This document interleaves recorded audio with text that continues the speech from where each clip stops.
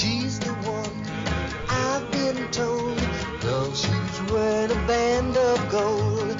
Peggy Sue got married not long ago. Peggy Sue got married not long ago.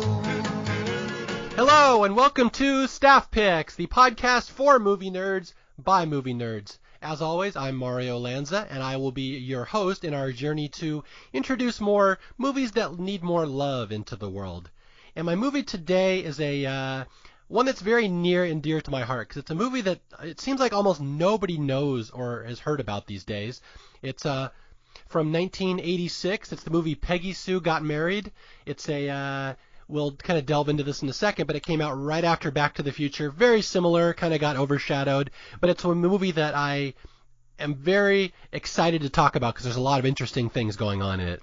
And my guest today, I'm going to bring her on. She is a writer-director. She makes her own movies. Very, very talented Renaissance woman. I'd like to introduce my friend Candice Cain. Welcome to the show.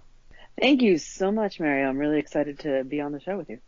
So, right off the bat, I will say, your name, Candice Cain, your nickname is Candy, right? You go by Candy Cain? Yes, I go by Candy, and I married into Cain. So So what's your maiden name? If your name's Candy Cain, what was it? Well, my maiden name's Cook, so if you hyphenate me, I'm Cocaine.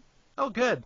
When I got married, we lived on Crystal Rock, so my very best friend, Michelle, decided to send in my invitation to the Jay Leno show when he used to do those like funny weddings, whatever. And it was the Cocaine wedding on Crystal Rock Court. Very nice. So like the entire wedding invitation was there.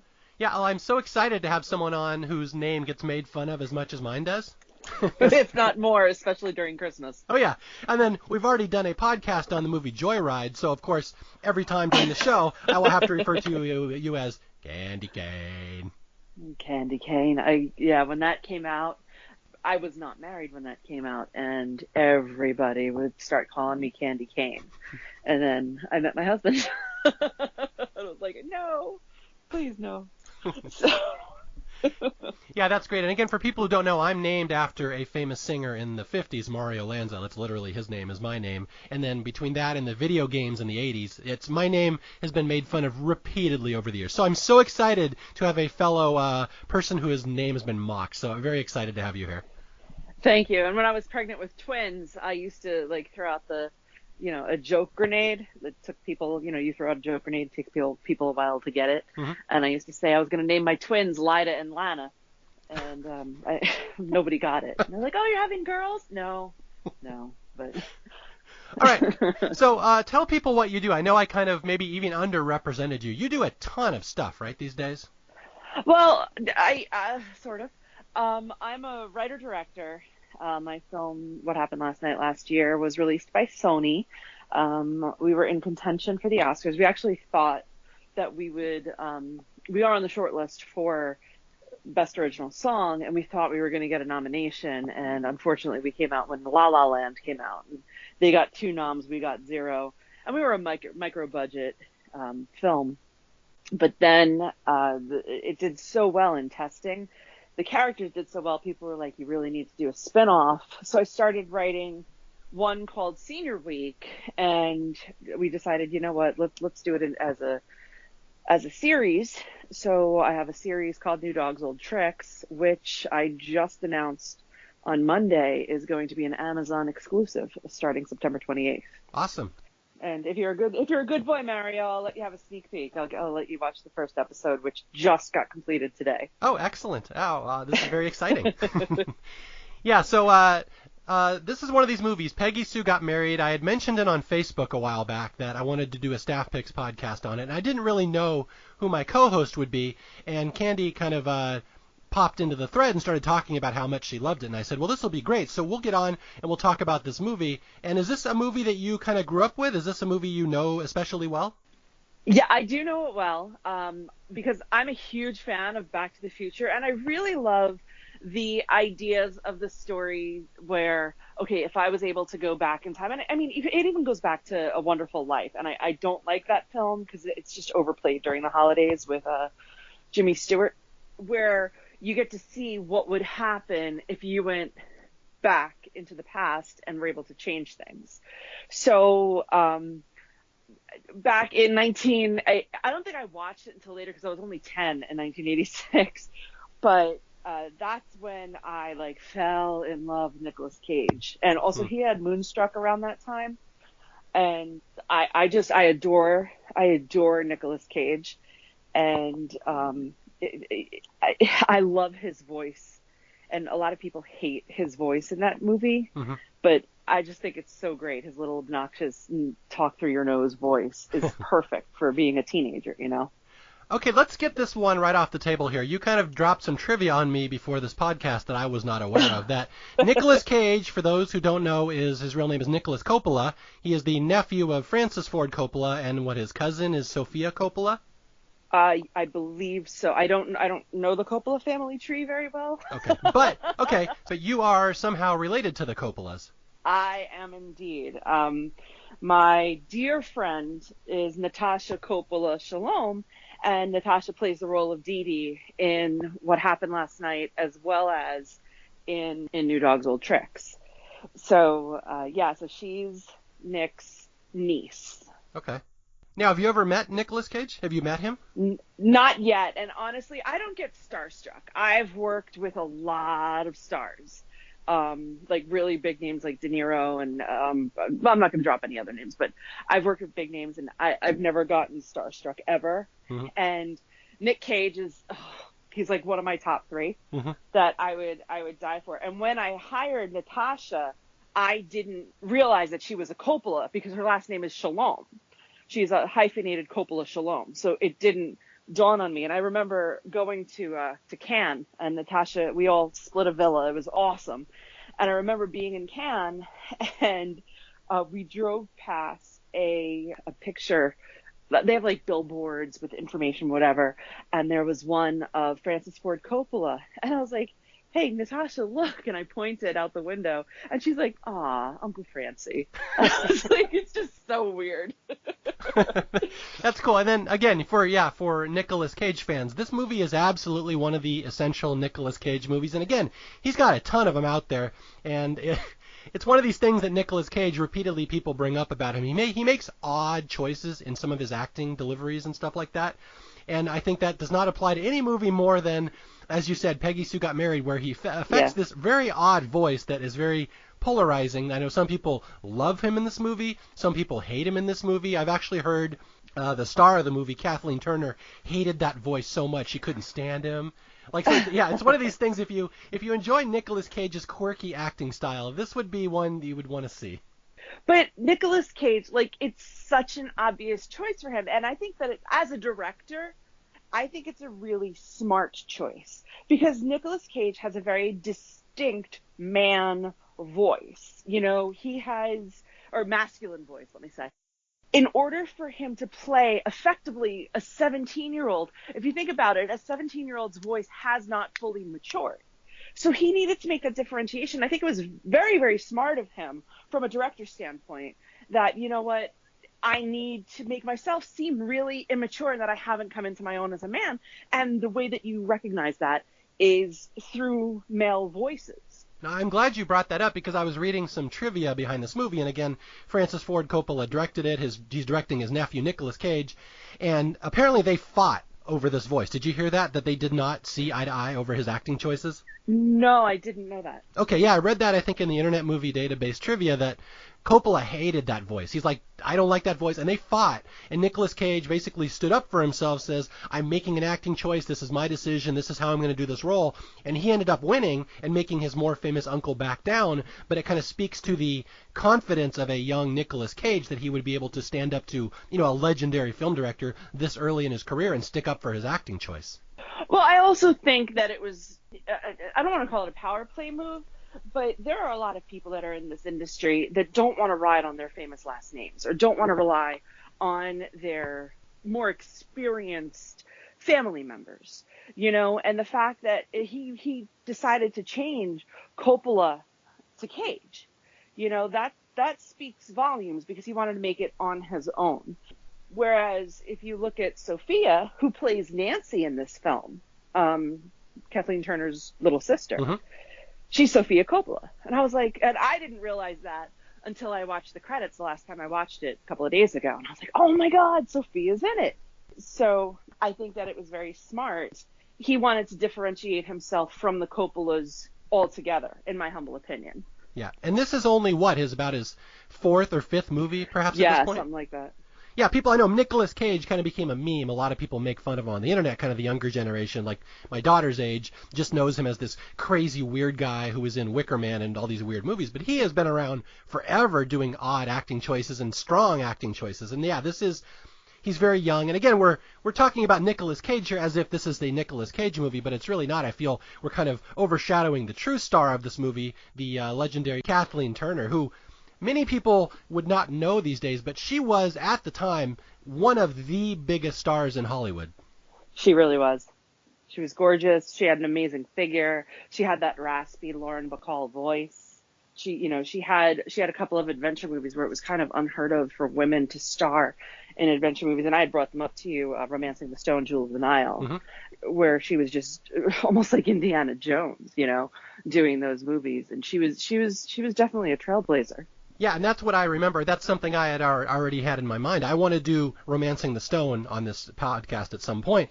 For people who don't know and didn't grow up in the 80s, like Romancing the Stone was almost as big as Raiders of the Lost Ark, and they're very similar. Yeah. And it was kind of like a softer, gentler, more female version of Indiana Jones. Very similar, though. And yeah, she was getting these huge roles, and she was like leading movies, and she was in this movie, Peggy Sue Got Married, which is kind of one of her big magnum opuses, where she was actually nominated for Best Actress. And it's one of those things, I just think it was so heartbreaking that all of a sudden, once we got to the 90s, she was just gone. Kathleen Turner just disappeared. And do you know what happened to her, why she disappeared? I do not. Okay, I looked this up right before the podcast. She, what happened is she developed rheumatoid arthritis in the 90s. And back then they didn't have an effective treatment for it.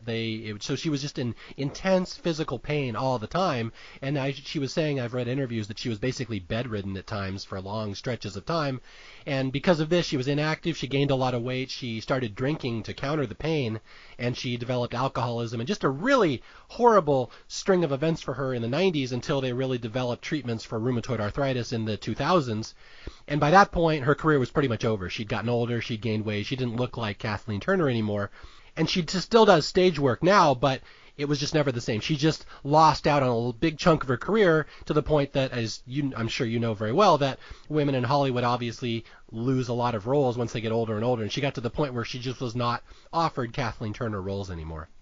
Well, it's not even like getting older and older, because if you think about the women that get older and older, I mean, look at Helen Mirren, look at Dame Judi Dench. I mean, yeah, they're two British women, but look at, she's British also, this is Julie Andrews, Sigourney Weaver, Gina Davis, Susan Sarandon, Sally Field, Jane Fonda, Candice Bergen. They aged. See, the problem with Hollywood, especially with women in Hollywood, is it's not what have you done. It's what have you done lately? And if you take any break, and this is why I don't come up for air with my projects, if you take any break, you're a has-been, and it sucks. You just have to continuously work. And rheumatoid arthritis is no joke.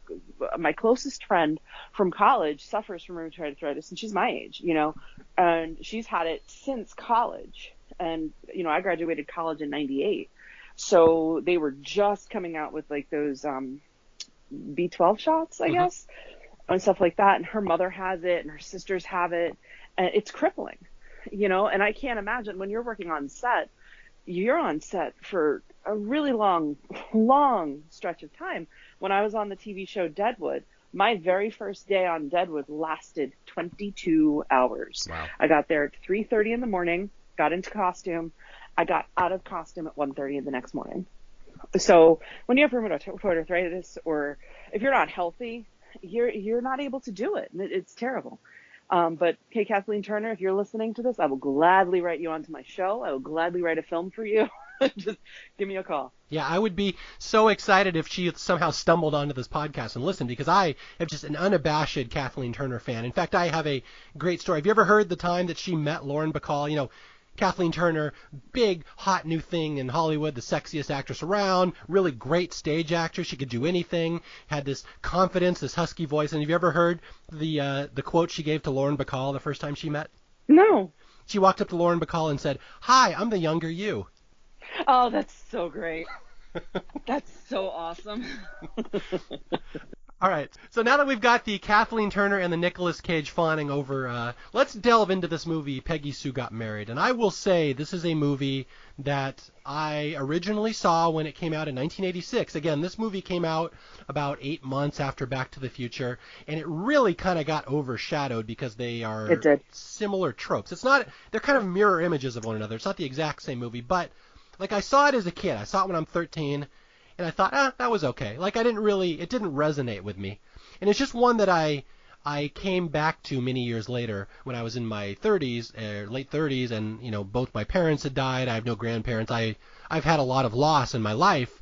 I am like the top on my family tree, which is very odd when you become 40 and you have no one above you. It's very humbling. And then I saw this movie again, and I'm like, whoa, this movie is completely different if you see it when you're older.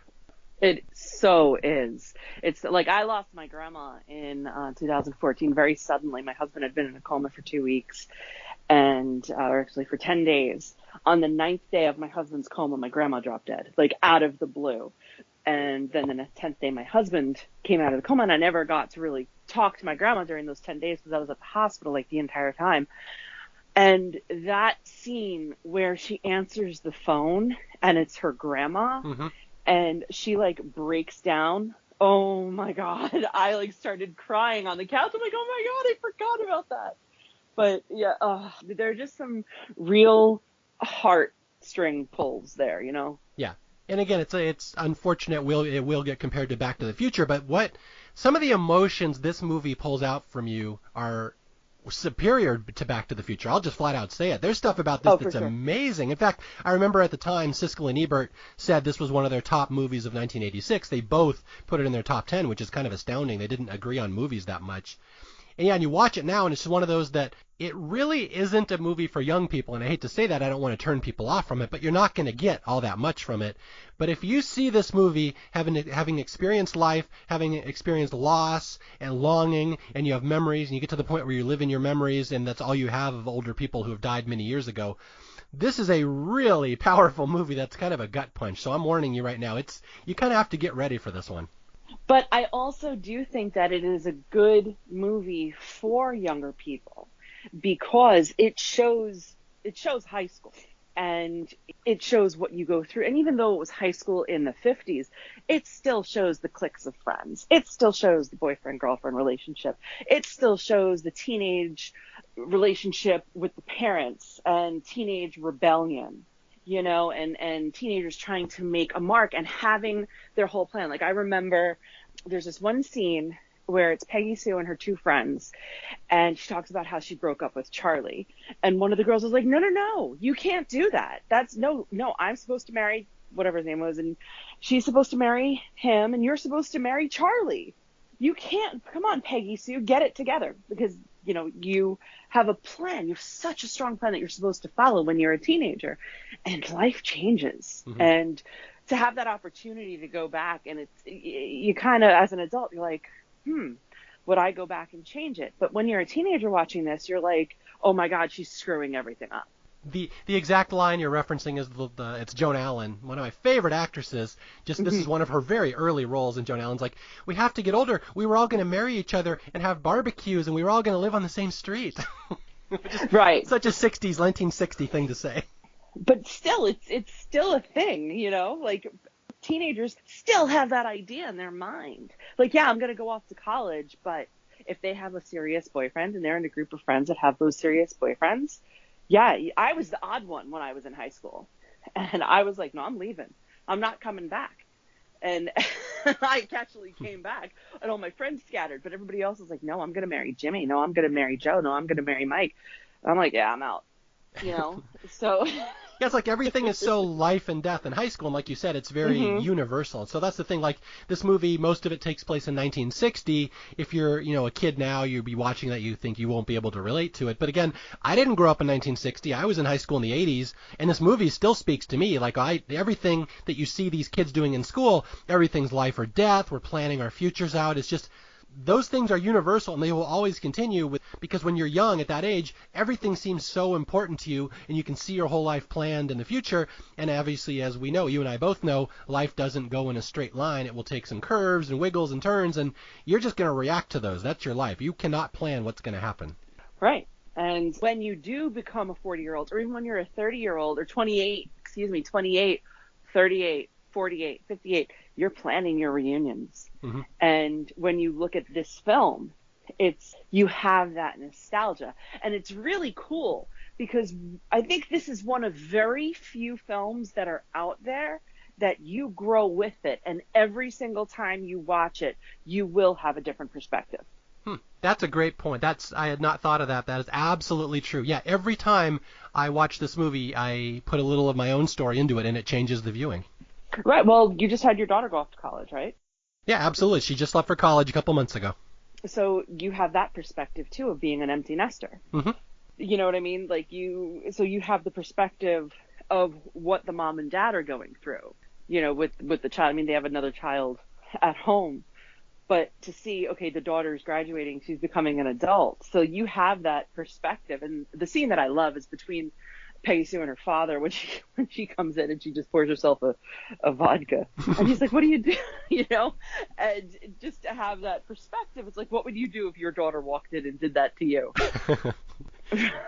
Yeah, that's true. Okay, let's kind of walk through this movie to kind of sell it for people, because I'm guessing a lot of my audience has not seen this movie and probably has never even heard of it.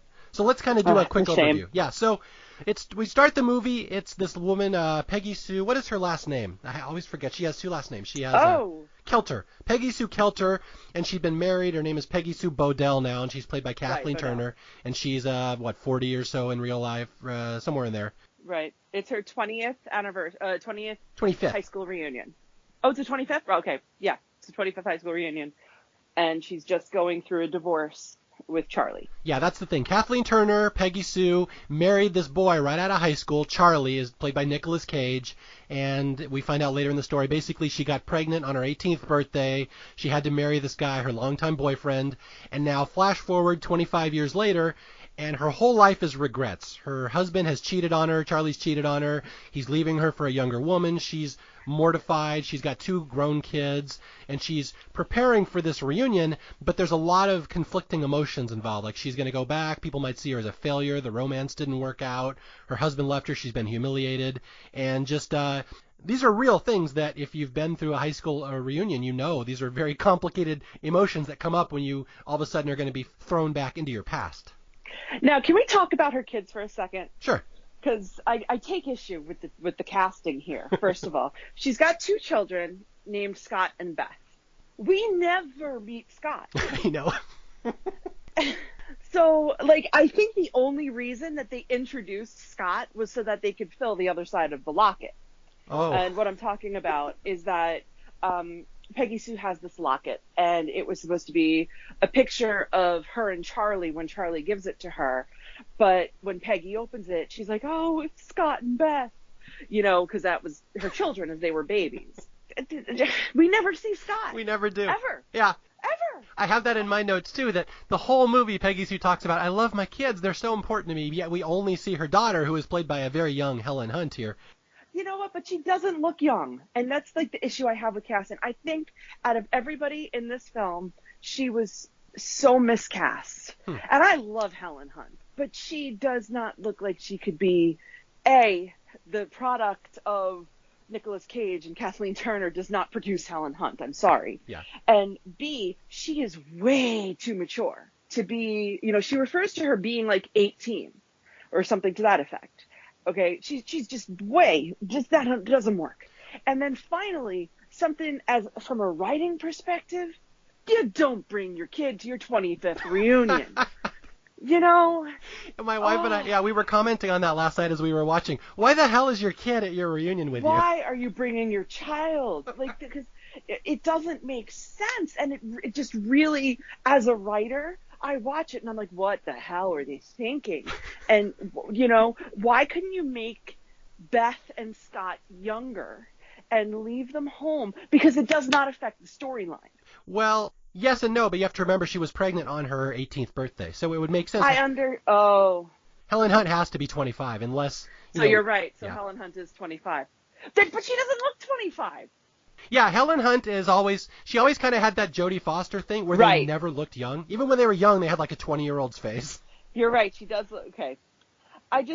Right. You're right. I'm wrong. I take it back. Yeah, my wife has two gripes with this movie, and she says it every time we watch it, that why is the daughter at the high school reunion? And the other thing is that later in the movie, the mother back in the 60s says, well, we're going to a bake sale, and I baked you some Rice Krispie treats. And my wife is always like, you don't bake Rice Krispie treats. That's very true. That drives her insane that someone true. says you bake them. So anyway, that's our nitpicks. But yeah, I was reading some trivia that Helen Hunt was only like 9 years younger than Kathleen Turner, so it was a very odd choice to play her daughter. It was miscast because Kathleen Turner looks very young to begin with, especially when she does the whole Bobby Sox thing. She has that mature look, she has very striking features, plus she's wicked tall, right? What is she, 5'9"? Something like that, yeah. I got her beat by half an inch, but anyway. But Helen Hunt is just, they could have cast it better because I think they needed, even if she is, 25, they needed somebody who looked younger. You never know how old her son is. And then if she's 25, why is she in the apartment? Does she live there? Where's the son? Or are you sure that Beth is the one? Do we know that Beth is the one that was born first, or was it Scott that was born first? Yeah, that's a good point. We don't know. And also, where is Paul Reiser? How come he's not there? Right? Maybe he's Scott. Maybe he's Scott. Whoa, it's a Shyamalan twist. Oh, God. Okay. So we have Kathleen Turner going through all these conflicting emotions before a reunion. And again, this is very real. People who've been through reunions know this. I was the planner of my high school's 20th reunion, and I was in charge of everyone's emotional baggage and issues leading up to that. Like, they all had to go through me, and I had to convince them to come. And, like, women that weren't married didn't want to come, women that had been through a divorce, guys who, had been in jail didn't want. So all sorts of baggage coming up before a reunion. And so Peggy Sue goes to this reunion, and again, it's the same high school that her ex-husband went to, Nicolas Cage, Charlie. So it's very conflicting. Like, they don't want to both go. It's very awkward. And she goes, and it's just this weird thing. These reunions are weird things where you're like in a little time warp where, there's pictures of you as a kid up on the wall, and there's all the people that were popular in school, and now they're like the guys who were jocks back then are old and fat now. Guys that were nerds back then are millionaires. There's this one guy, Richard Norbeck, I think his name. Yeah. And he's like invented all these things. He's this big rich millionaire, and everyone just picked on him in school. So it's just a weird mixture of the past meeting the future, which is really the premise of this movie. We're going to have an even bigger collision later as the movie's going to go along. So my question for you. Mm-hmm. You said you had to deal with, a lot of single women that didn't want to go. Divorcees. Did you ever suggest that they bring their child to a reunion? No, I would never suggest someone bring their 20-year-old to their high school reunion. That is why would a kid even want to come? They would have no business being there. They would know nobody. Yeah, it's just, that just jumps out at me. I would never have suggested that. Yeah, it's, I just have issues, and that's writing stuff. That doesn't have to do with directing or the movie, the film itself, but just the script. I just think so many things could have been done a lot differently. Yeah. And again, we're sitting here bagging on it. We both love this movie, so don't take this as a criticism. Yeah. Oh, we love the movie. Absolutely. Yeah, no, we absolutely love the movie, and I don't mean to do that. And it's just because, I guess it's because the movie is so terrific, those little pinpricks, it just magnifies it for me, And it's just at the very beginning of the movie, too. And then you get into the regular part, and you're like, oh, we're good. Okay, so it's very quick. We have this reunion scene at the start, and we meet all of Peggy Sue's friends, who are all middle-aged women now, and all the people she grew up with. And there's this one boy, what is his name? Michael Fitzsimmons. There's pictures of him. He was like the brooding loner. He was like this beatnik back in school, and everyone thought he was odd, and no one knows what happened to him.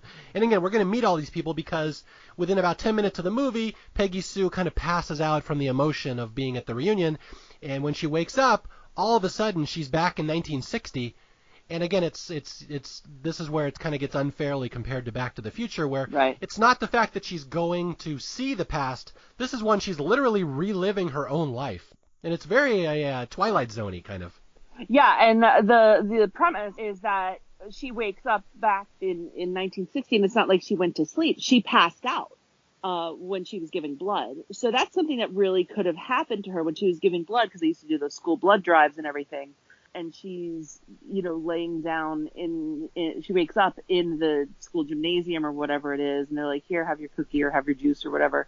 And her friends are like, Peggy, are you okay? And she's like, oh my God, you're so young. And then Charlie shows up and she's baffled. Whereas Michael J. Fox or Marty McFly knew that he was going to be going back to the past. Mm-hmm. Peggy Sue didn't, because Peggy had just been named, queen of the reunion or whatever. And it was just overwhelming, and she passed out and then woke up to another time when she had passed out. That's right. And she gets her post-blood giving Twinkie, which was apparently the big thing back in 1960. Oh, was it a Twinkie? A Twinkie, yeah. I'm not sure they'd be handing out Twinkies in schools now, but apparently then they did. So one of the things that's really interesting about this scenario is that, like you said, Marty McFly knows it's the past. He knows what's going on. Peggy Sue doesn't know what's happening. She's looking around her, and all of a sudden, and it's like she's in 1960. They're playing Tequila on the radio. Everyone's driving around these big Edsels and Thunderbirds and stuff, and like these are all these people she knows, but they're all young. And you just think about that as you get older, like what that would be like now. As I'm 43 now, but as I'm 50, 60 watching this movie, thinking what trippy that would be to literally relive your own life, where you know what you know now. You have all your knowledge of how the world works, but you're right back in your life as a kid. And Peggy Sue can't figure out what's going on here. And at first she's kind of just in awe. And later she kind of figures out, like, this is thing, like, how did I get here? It's almost like kind of metaphysical. Like, did I die? Did I die in the future and I came back here? And am I a ghost? Like, she doesn't really get what's going on. And of course, at the start, she just is enamored by it. Once she gets over the shock, she's like, well, this is so cool. And like you said, we get the scene where she's in her house as a teenager, and she just walks into her dad's liquor cabinet and grabs a vodka. She's like, well, I had a rough day today. He's like, what the hell are you doing, young woman? You don't drink. And she's like, oh, Dad, I had a rough day. Like, it's just funny watching what would be a 43-year-old woman or so doing this. And we have to say the acting of Kathleen Turner is just amazing. I'm sure you would agree with this, that it's amazing how she can do little things like portray, because they don't make any pretense that they don't try to make her look younger. The pretense is everyone sees her as an 18-year-old, where literally you're just looking at Kathleen Turner. But like, it's her body language, her mannerisms, everything she does is different when she's playing a teenager. It's really a masterclass in subtle body language. Yeah, just her posture, the way she leans on things, she's really terrific. And I disagree. I do think that she does look a bit younger, than what she looked in the beginning, Okay. I think that we look at Kathleen Turner now, and you just need to remember that she was wicked sexy in the 80s. Mm-hmm. And I think the way that they made her look younger was that they went from sexy to wholesome. Ah, that's it. Yeah. I always thought she was a little older. I was reading the Internet Movie Database, and it said she was only 32 when she made this. I assumed she was a little older. She was still quite young, yeah. Really? No, I didn't know that. Yeah, but again, that's somebody else that always looks older because that's sex appeal. When I have my actors, when I cast, there are just some actors that I have that are just unbelievably sexy, and you think that they're older than they are, and they aren't. Interesting. I'll watch for that next time I watch. Yeah, it's just little subtle things they do to make her pass her off as being someone younger than she really is.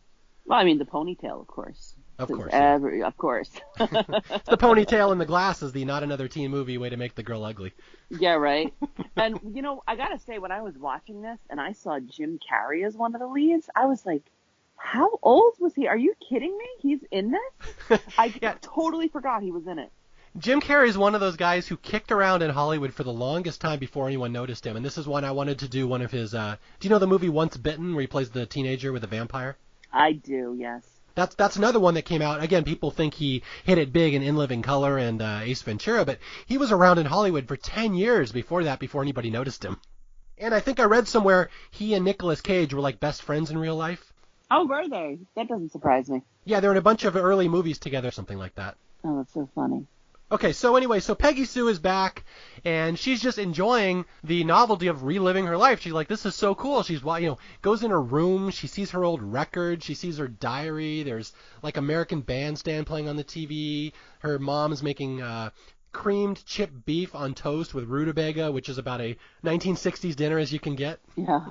But there's little details in here, like where she's telling her sister not to eat the red M&Ms because there was a thing that in the 80s where the red dye was found to be like toxic. Right. So just little jokes in this about her knowing the future and no one else does, and it's not really played as a straight comedy yet. It's just kind of whimsical.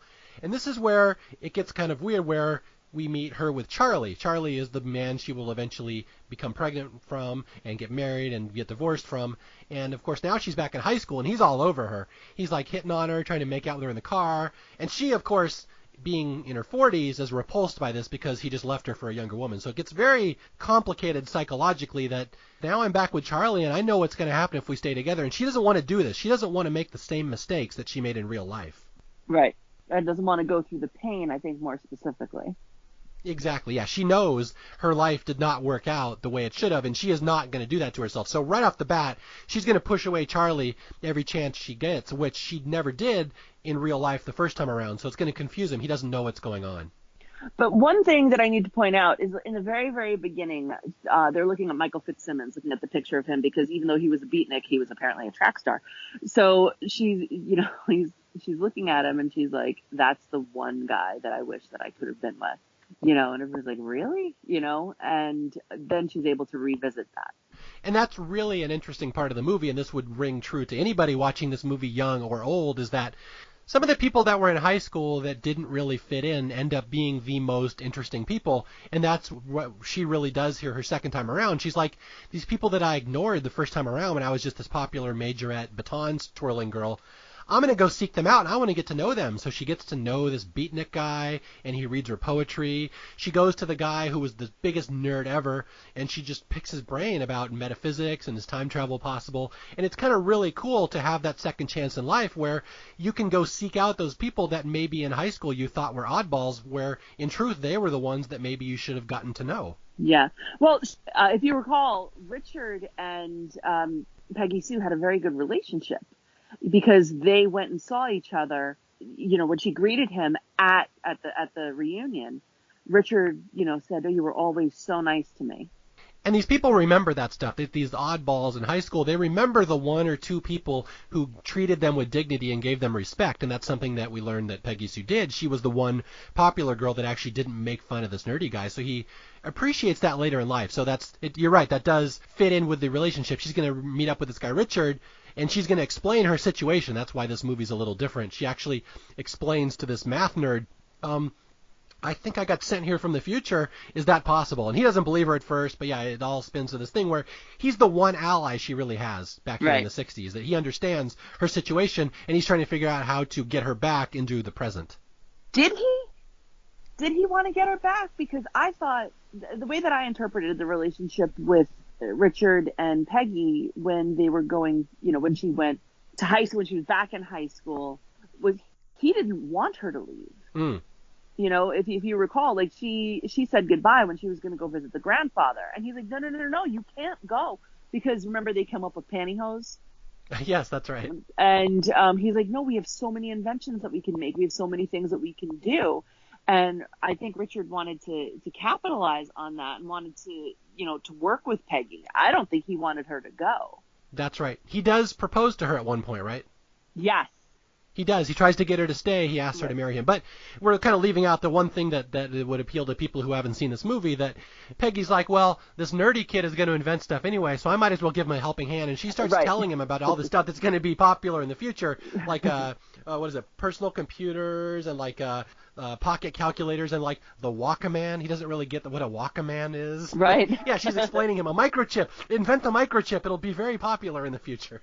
Right, and the pantyhose was the best when he's standing outside of the lingerie shop and she goes in to buy the underwear, and she, stitches the pantyhose together. It's so funny. There's a lot of that going on, and just little subtle jokes in here that at one point Peggy Sue pushes her boyfriend Charlie away. She doesn't want to sleep with him or whatever, and then the mom finds out. The mom, played by the wonderful actress Barbara Harris. Are you familiar with Barbara Harris? She's someone that I grew up with from the movie Freaky Friday. I always loved her. Yeah, I loved her too, where it was Barbara Harris and a very young Jodie Foster. No, I loved that movie so much. When I was in kindergarten, I wouldn't answer to the name Candace. I made everybody call me Annabelle. They tried to put me in therapy. It was great.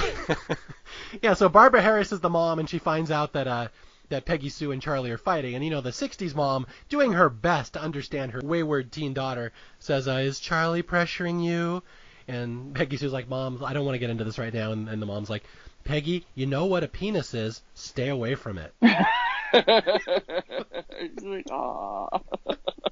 Yeah, so the parents are trying their best. And again, Peggy's a 43-year-old woman. Just imagine, you're 40 and your parents trying to mother you like that, just why you'd roll your eyes. Oh, yeah, I know what a penis is, Mom. Thank you. Not only that, you have kids, Yeah, I have 2 kids. I figured out what a penis is at least twice. So yeah, we go through this whole thing with Peggy really enjoying this experience. She's trying to push away Charlie. She's just trying to make her life work out a little better the second time around.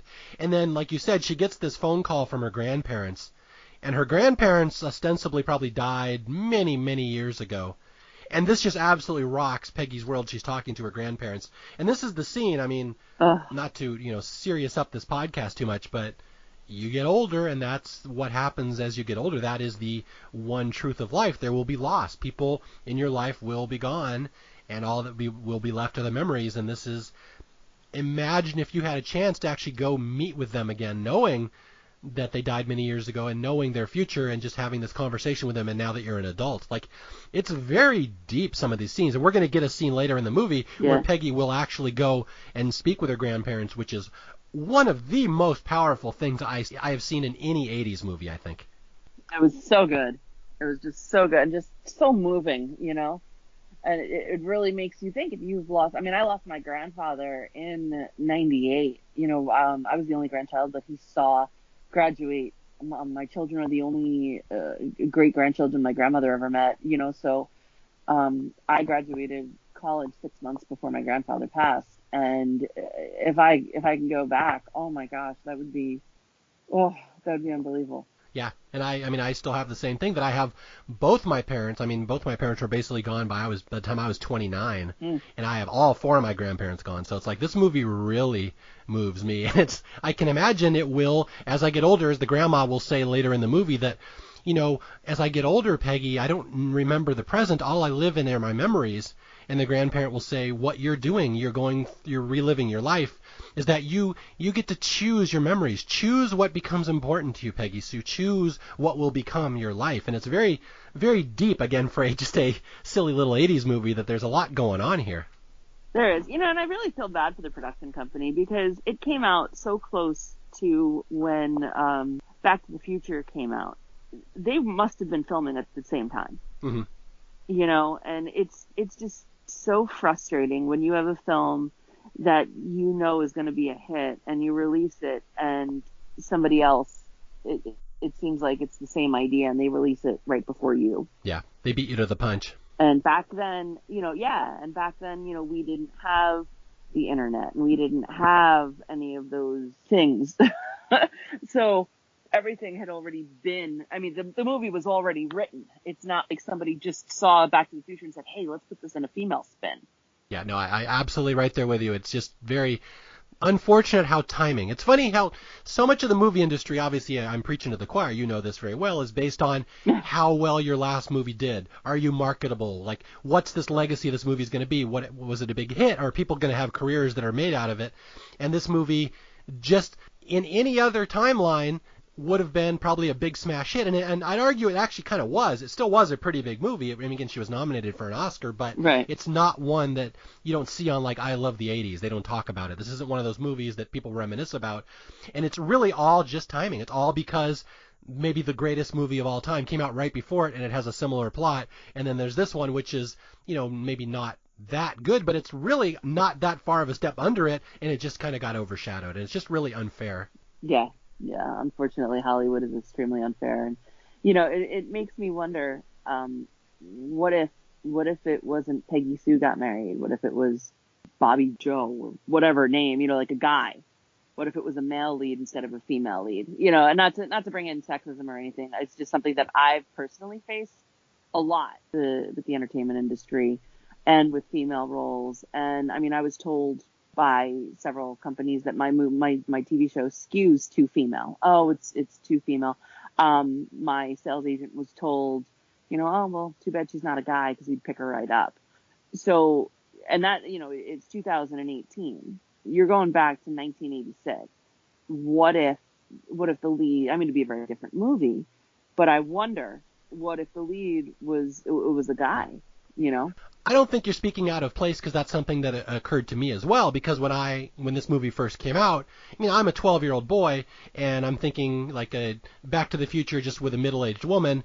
That's not a movie at 12 that's being marketed to me. It's not something that's really in my wheelhouse, and so it's something that I wouldn't really gravitate towards at that age. So I think there is absolutely some validity to that if this movie had been maybe a male-led movie, it might have been a little more marketable to more quadrants, I think would be the right way to say it. Well, it depends on whether or not the male lead would bring his daughter to the reunion with him. Yeah. Well, in 1985, I think the question is the daughter someone like Heather Locklear or something. Maybe that would work. Yeah. Right? But yeah, no, I think you're very true. I think this movie probably does suffer that it is seen as, for better or worse, Back to the Future for girls. I mean, I hate to say that, but that's really Absolutely. what it has always been seen as, and it's just not fair. And I'm right there with you on that. I completely forgot that Coppola directed it. I really did. I watched it and I was like, holy crap, it's a family affair. And then when I saw that Sophia was in it, and I was like, it really is a family affair. It just makes you wonder, if things were different back then. I would love to do a redux of Peggy Sue Got Married. Yeah, this is one of those, and I don't advocate for remakes all the time because I just don't like it. I think it's insulting to think that a movie can't stand on its own as it is. Why do you have to do a modern version? But this is one I think, if they did remake it with a big name star and it got a lot of press, and now in the modern culture it would, because they are very good at, when a female-led movie is out there, making sure people realize that they should go ahead and see it because will drive the business. That if the new one were a hit, people would rediscover the old one, and so I really would advocate it in this instance, I think. But I would totally pull like an Ocean's 11 on it and take it out of the 60s and put it where it's now 2018, mm-hmm. and it goes back to the 90s. I've actually read people saying the exact same thing, that they think that would be amazing to set this in the 90s. Oh, it would be so much fun. It would just be great. Yeah, it's funny to think of us old people not even realizing that the 90s is 25 years ago. I didn't even realize that until you say that. I'm like, holy crap, I'm old. Yeah, it's painful. It's painful. But I just think that we would have different reasons to get married, though. Like, that's one thing. If I could change anything in this film, would be that they got married because she was pregnant. Mm-hmm. Because then it leads to, and I don't want to give any spoilers. Do you do spoilers? Are you going to say what happens with Michael Fitzsimmons? Oh yeah, no, we're absolutely going to spoil the ending of this, so go for it. Go for spoilers. We have to sell this movie to people. All right, so she has her starry night with Michael Fitzsimmons where, they get down and dirty in the field under the moon and whatever, and she has sex with him. And then she has sex with Charlie. Later on, there is, at the very end of the movie, Michael Fitzsimmons sends a gift, because he doesn't go to the reunion, but he sends a gift to Peggy Sue while she's in the hospital, because she's not dead. She had a heart attack. And they send this book, and in the book it says, to Peggy Sue on a starry night. So it makes you wonder, did these things actually happen? And because now you're running into, oh my God, is Beth Charlie's daughter? Oh wow. Do you ever think of that? I never did think of that. You just blew my mind. Yeah, Peggy Sue has altered the space-time continuum. She banged the wrong person. Yeah, I didn't even realize that. So, because now, as an adult watching this and being the screenwriter, now I look at it and I'm like, oh, I wonder if Beth or Scott, because maybe that's why Scott is, not shown, is because he looks too much like Michael. Is that Charlie's are both kids Charlie's? So I would give it a different reason why they got married. Yes, in the 60s, you get pregnant, you get married. Mm-hmm. But there could be other reasons. You don't even need a reason to get married, That's true. No, that's very good. I'm thinking of that as you're talking about it. Just what reason would you give them to get married in the 90s? And yeah, obviously, my girlfriend got pregnant, we have to get married tomorrow. It doesn't really work as well in that era. Sometimes it does. I mean, I had some girlfriends that got pregnant in high school, and they got married. I also had a couple of friends where the boyfriends were joining the military, and they wanted to get married before he joined the military. I had another friend who wanted to move out of her house because her mother was too controlling. So she got married and they moved. So like she literally got married the day after we graduated. So there's a lot of different reasons, and kind of getting pregnant is a bit of a cop out. Yeah. It's just a cliche. It is. It really is. So Peggy Sue Got Married was written by a husband and wife team. And it kind of makes you wonder, maybe they were trying to write from their own experiences. Maybe, because a lot of it is cliche, you know? And I think that if you had a solo female writer on this, no offense to men, but I think that there might have been a little bit more independence there. Yeah, no, I agree. I'd have to do the history of who wrote this movie, how many movies they'd done before this. Maybe they were just falling back on the old cliche, this is how you drive the story. I don't know. But I do agree that if you wrote this from a 100% female perspective and cast it 100% female lead and everything, it would be a little different story. Yeah, maybe I'm putting my 2018 perception, an experience on a 1986 movie that I shouldn't. Or maybe you're just throwing your name out there as the person who should be writing this movie when Hollywood decides to remake it. Well, let me tell you, I'm thinking about it. I'm thinking about doing it myself and then bringing it over to Universal or, whoever released it. To be like, hey, guys, check it out. As long as you get Paul Reiser and Helen Hunt to make cameos. Oh, my God. Hey, maybe I could have them play her parents. Oh, trippy. Another Shyamalan twist. Right? Oh, wow. Okay, let's talk about, we talked about the cliches. I want to try to wrap this up a little bit here, that we talked about, it's kind of a cliche that Peggy Sue had to get married because she was pregnant. But what's interesting about this movie and what really makes it stand out to me is that you think the point of the movie is that she has to redo her thing and not marry Charlie because everything turned out as a disaster. And what's interesting to me is that the movie does not go there, is that all of a sudden they start making Charlie very sympathetic in the movie. That, Peggy Sue's pushing him away, he was an idiot, he was a failure, he left her. But then she realizes in the movie, which I think is really kind of cool, how hard Charlie worked to become a rock and roll singer. That was his dream in 1960, and of course it didn't work out. But like in the movie, she finds out that he was going to like the Black Club across town and working with an R&B group. He was meeting with agents. Like he really, really had a dream, and he pushed as hard as he could. And she didn't realize about this at the time.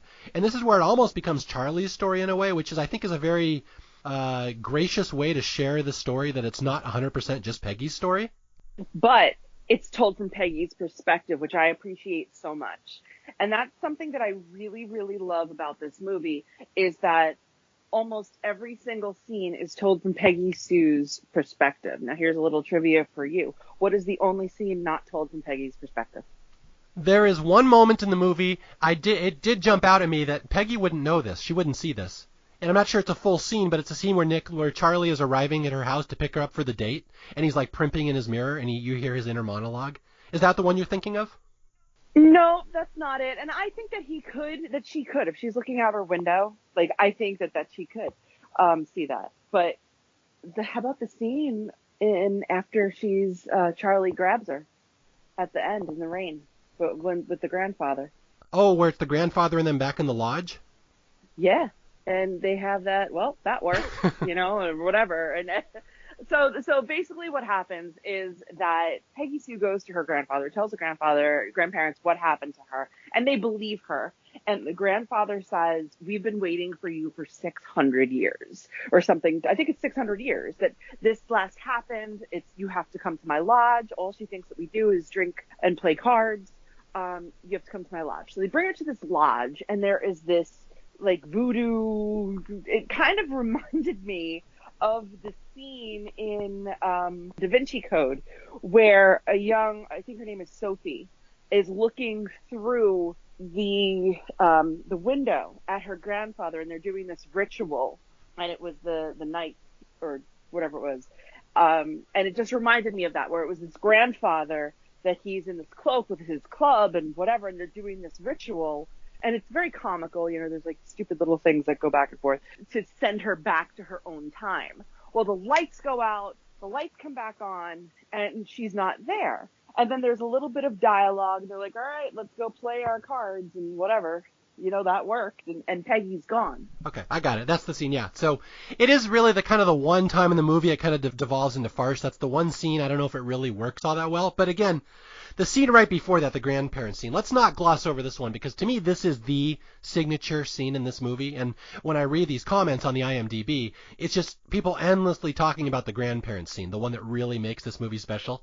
Oh, so good. Yeah, so It's Peggy, so good. she knows she's going to go back to the future. She's going to go back to her time period. I don't know how she knows this. She just senses her time here is over. She's done all she can.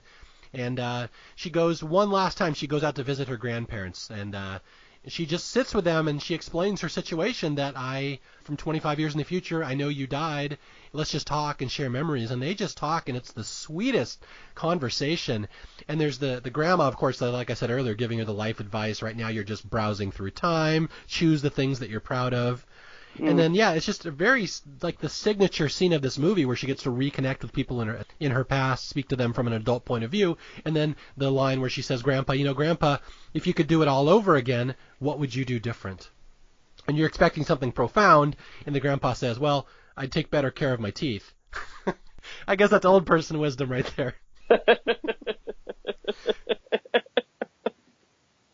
It's so good, though, because it really breaks that. Because like I said, I watched it from a completely different perspective, so I'm like crying while I'm watching this part because both my grandparents are gone. And he said that, and I just started laughing because it was like, that's something my grandfather would say, and it was just very funny. And it kind of broke it up at this it's a very good scene. It's a very poignant scene because I think the grandmother even says at one point, I know when I'm going to die. Yeah, that's the thing. And as you get to that age, I'm assuming, I'm not to that age, but I'm assuming you just kind of accept that. I will be dying soon. That's fine. That's just the way it is. I live in my memories at this point. And they have this really nice talk. And it's funny. It's one of the sentences I saw Roger Ebert in his review when this first came out, is he said how amazing it was and how poignant. And he said at some points in the movie, it's downright creepy. It's like you're walking through a graveyard, but everybody's alive and just telling their stories. And it kind of is. There's a little bit of that underneath it, but it's just so interesting. And again, Back to the Future doesn't have any scene with that kind of emotional resonance if we're continuing to compare these movies. I'll just say that. Because nobody knew who Marty was. Yeah. So you didn't have that emotional connection.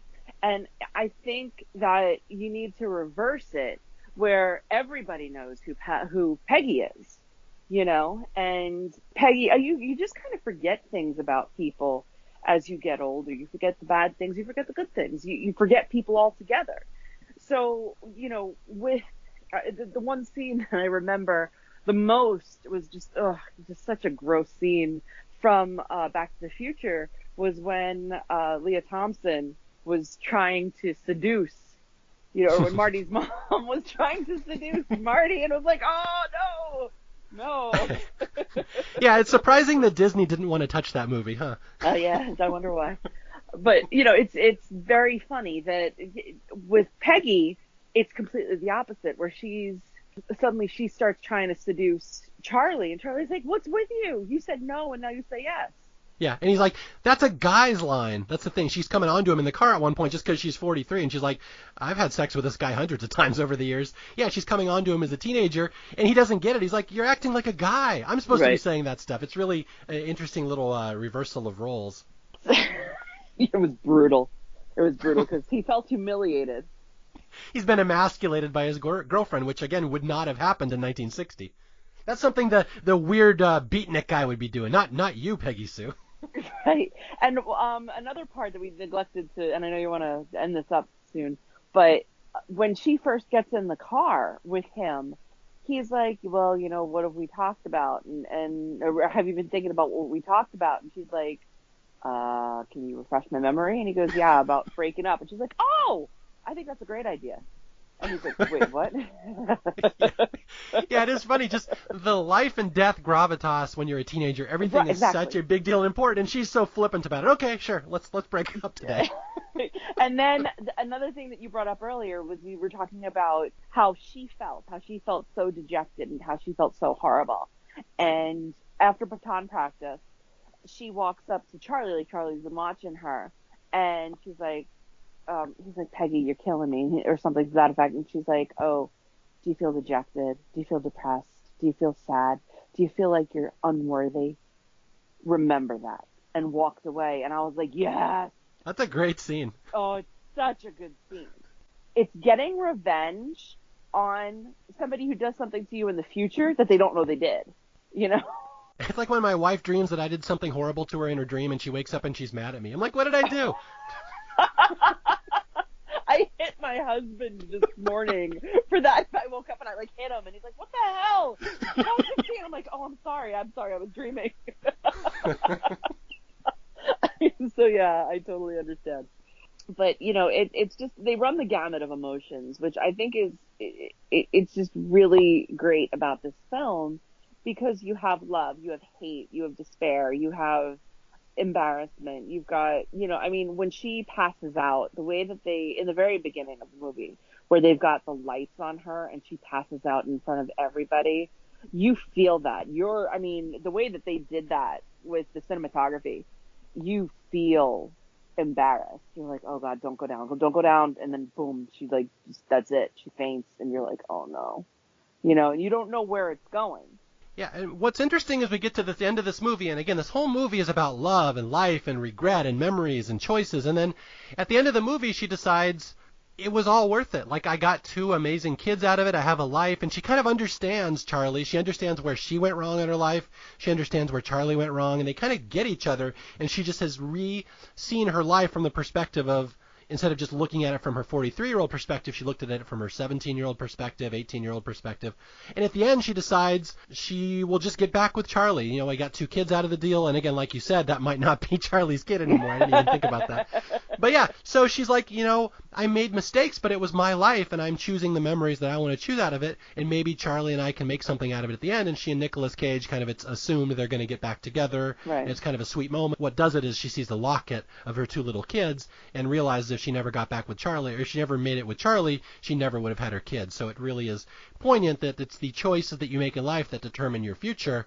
And again, as you watch this movie as you're 12, obviously it doesn't have that much resonance to you, but you watch it as you get older, when you have kids, when you've made choices, when you have established a life, like when someday, you know, when you will die, you know what your obituary is going to say because you've established what your legacy was. It's just a very deep and poignant movie for an era where movies weren't especially poignant and deep, and it's one that I know you would agree with me, it's just one that I think more people should know from that era. Yeah, oh, definitely. They need to put it on like VH1 or something, because the music is actually really good in it. And not to mention, there's a scene where Nicolas Cage and Jim Carrey, and they have a little doo-wop group like Dion and the Belmonts, cute. And they sing a little song because Charlie wants to be a rock and roll singer, and it's like legitimately a good song. Nicolas Cage is a good singer. Yeah, he really is. Going back to my absolute adoration for Nick Cage, the dance movements, the lame jackets or whatever.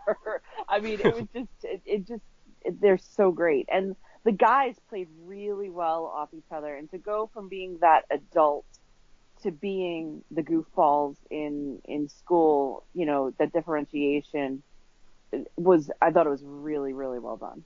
I can say almost nothing bad about this movie other than, like you said, some of the writing choices, particularly at the beginning, and maybe Nicolas Cage's weird voice that he decides to talk in. But again, you've defended that from a writing perspective and acting perspective, and I think you're probably right. At the end of the day, it was the right choice, but it is very kind of odd when you watch it for the first time thinking, why is he speaking in that weird voice? Yeah, why is he talking through his nose?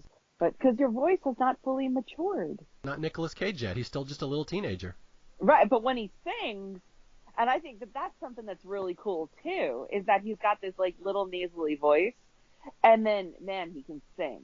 I think at one point, has he ever played Elvis or something in the movie? I vaguely remember hearing somewhere he's a huge Elvis fan, right?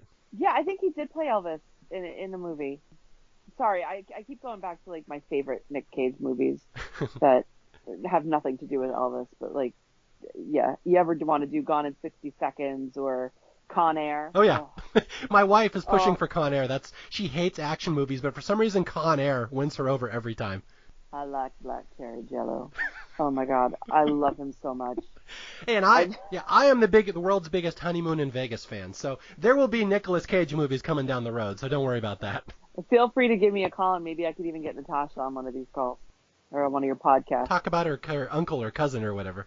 Nope, it's her uncle.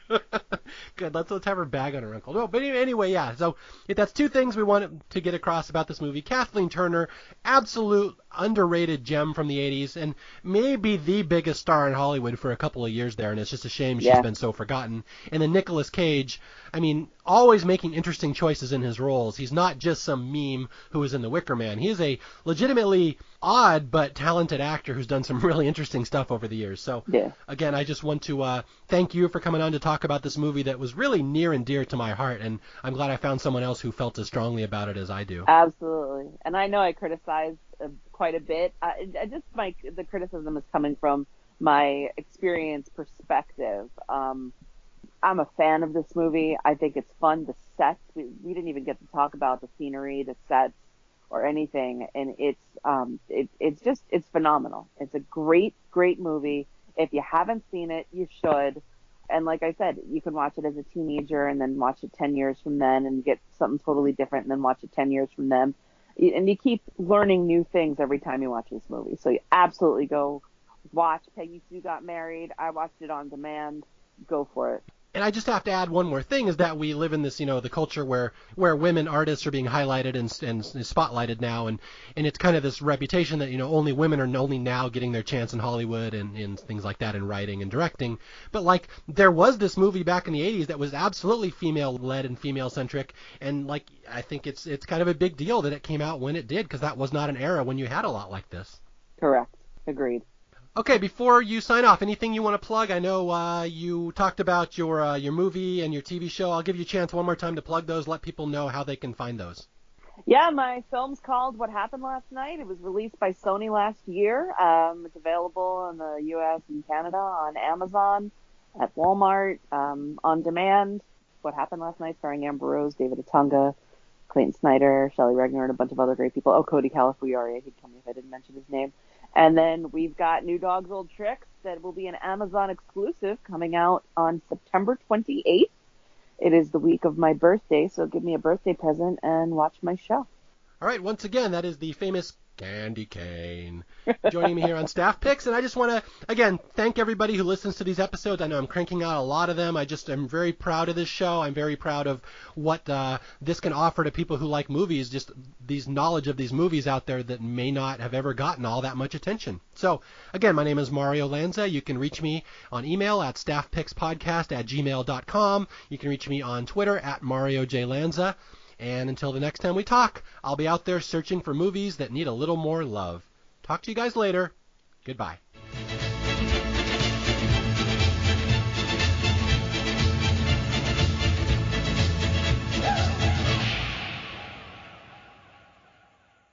Your love machine, your throbbing thrill hammer, your thing. You mean my wang? Oh, God.